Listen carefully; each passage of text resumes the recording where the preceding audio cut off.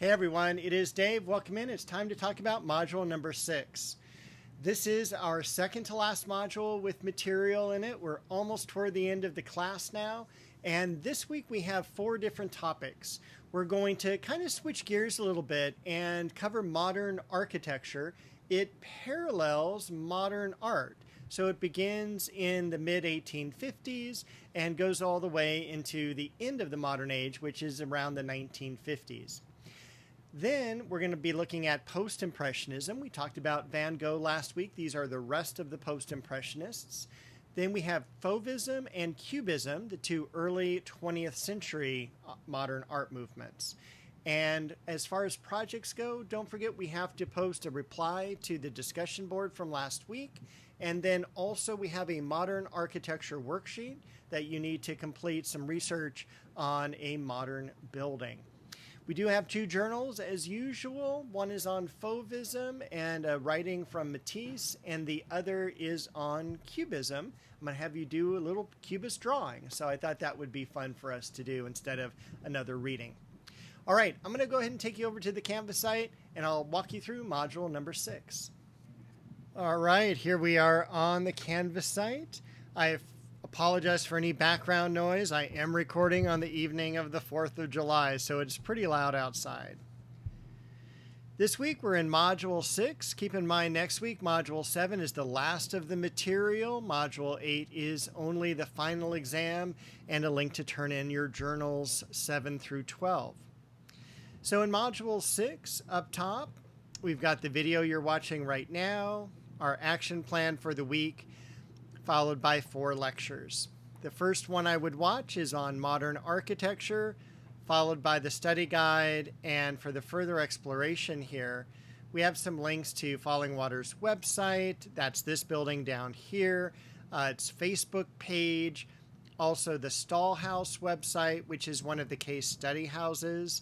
And this video is just a few minutes in length. It's about most of the outside of the building of Falling Water. They don't allow video on the inside of the building.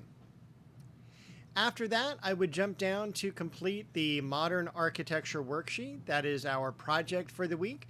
Don't forget to leave a reply for the discussion in Module 5 on photography. If you have not posted your original post to that discussion board, there's still time to do it. Please do that as soon as possible.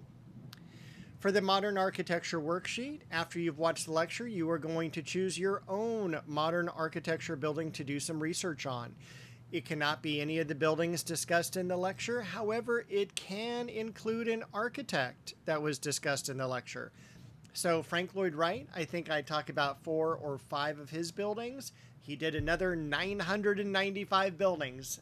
So you're more than welcome to choose any of those.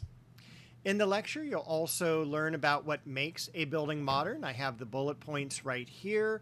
And then this is the worksheet here. It is a Word document, so you'll just download that and type directly into it. Please leave a space in between the question and your answer. Question 1 is not really a question. I just want you to include a picture or several pictures of the building that you're going to write upon. Question 2 is the facts about the building. When was it built? What is its name? Where is it located? Things like that. Question 3, as far as the architect or architects or even architectural firm is concerned, that information goes here. The building materials, this is going to be a very short paragraph, probably not even more than a sentence. Question 5, what makes this building modern? Here's a hint. Time period, materials, and of course the skeleton and skin system. So a lot of 3 major things make the building modern. You can also tie it in possibly with specific design styles. If the building is built in like 1905, it's most likely going to be Art Nouveau.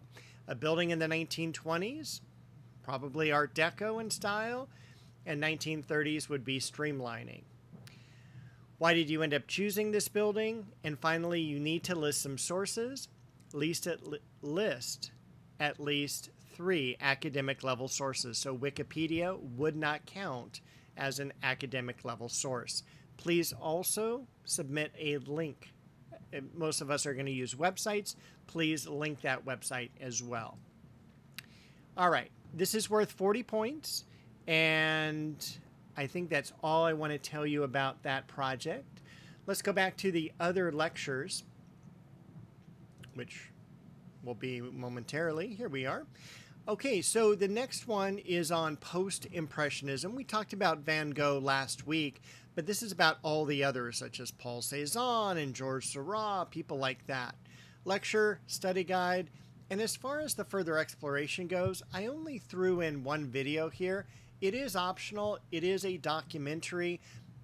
It's a good documentary, so I would bookmark it if you're into art for later. This is about a guy's art collection. He was a multi-millionaire and had an art collection that basically he created a school around. And then when he died, government officials and lawyers took it over. So it's a very disturbing film, but also focuses on post-impressionism and fauvism.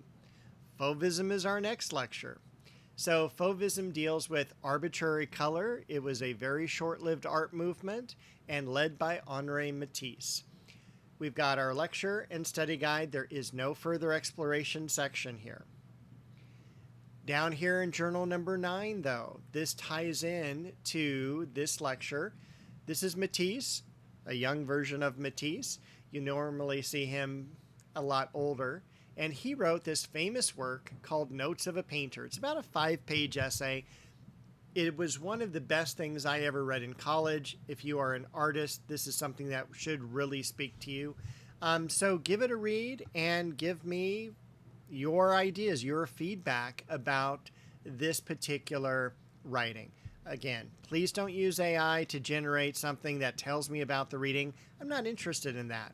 I'm interested in your feedback. Did you like it? Did you not like it? What did you learn from it? Did it speak to the work that you're producing? Things like that.